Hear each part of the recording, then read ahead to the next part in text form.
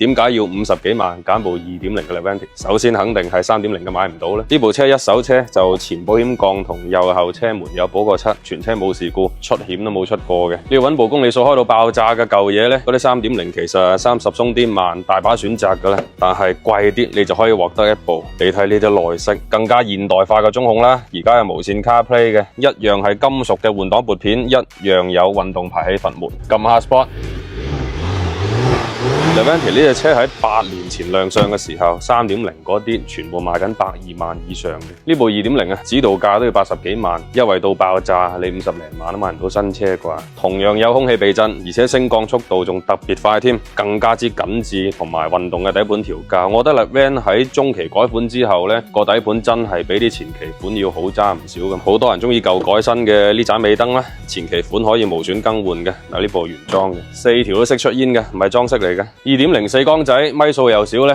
養護成本肯定低啦，仲喺原廠嘅保修期內，等於係2025年嘅7月之前，無論大小毛病，馬莎官方兜底。2.0 外觀唯一嘅辨識度應該就係呢3個葉子板嘅通氣口有啲藍色嘅元素。唔講價錢咧，淨係個無邊框車門就已經贏咗卡宴啦。你講空間實用呢啲同啲卡宴係差唔多嘅啫，不過50幾萬你係買唔到咁新嘅卡宴。當時攞4架同款翻嚟已經賣咗2架啦，剩低呢2架就叫做賺頭蝕尾，51個8唔賺錢㗎啦已經。